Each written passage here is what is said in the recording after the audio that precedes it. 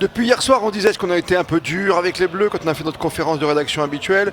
Est-ce qu'on a eu raison, Étienne Bonamy, de juste équipe un petit peu, voilà, palichonne quand même. On aurait espéré mieux, on aurait peut-être voulu voir des stars à l'œuvre, même dans les remplacements. C'est le supplice du pal, le pal bleu, voilà. Donc, joli. C'est à peu près l'adjectif le plus utilisé, l'expression la plus utilisée aujourd'hui dans la presse, parce que vous voyez, Sud-Ouest et la Dépêche, les voisins du Sud-Ouest et d'Occitanie, tous les deux ont titré le Sud-Ouest bleu pâle et la Dépêche, Toulouse, des bleus pâles. Ils ont ajouté un article avant. Sud-Ouest, D'accord. le grand quotidien de Bordeaux, a dit que même la France s'est fait peur. À l'arrivée, évidemment, on n'existe plus, mais on a vu avec les 2 essais uruguayens que c'était pas passé loin par moment d'avoir de vraies frayeurs. Après, les titres, faut croire que tous les quotidiens nationaux et régionaux avaient un peu mis de côté l'intérêt pour cette rencontre, parce que ça fait pas souvent la une.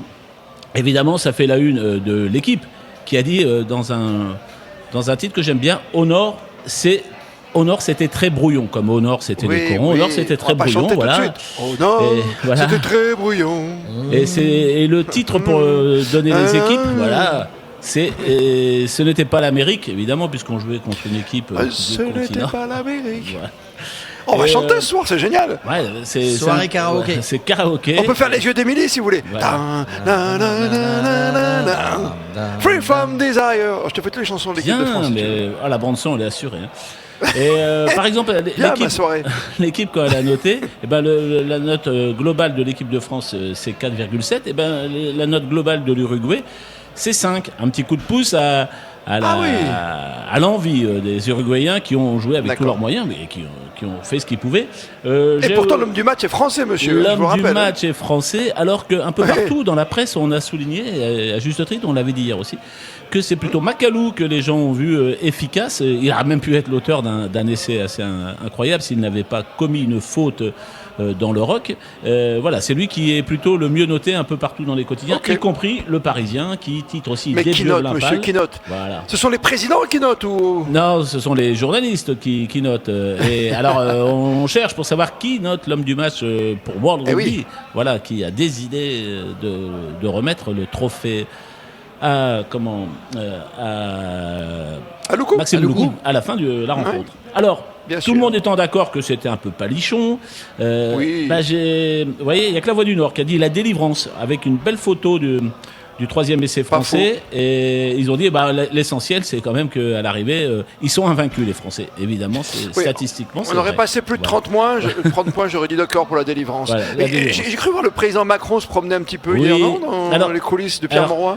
Comme hier, j'ai franchi l'Atlantique pour aller trouver des infos, et je suis retombé sur les journaux uruguayens, et vous le voyez, le président Macron il est descendu dans le vestiaire de l'Uruguay au stade Pierre Mauroy à la fin, accueilli par le président Lacaliepu.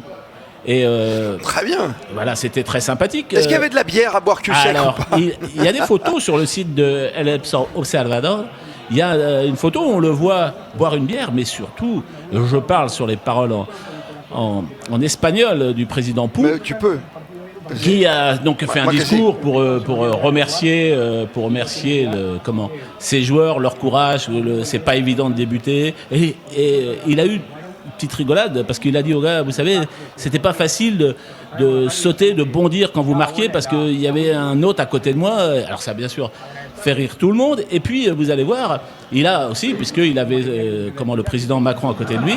Voilà, vous rigolez. Alors je vais vous traduire ce qu'il a dit. En fait, il lui a offert le numéro 25. Et quelqu'un lui a dit c'est le maillot d'un pilier, et il a fait je pense qu'il ne fait que la moitié, voilà, pour la taille, qui a fait rire tout le monde.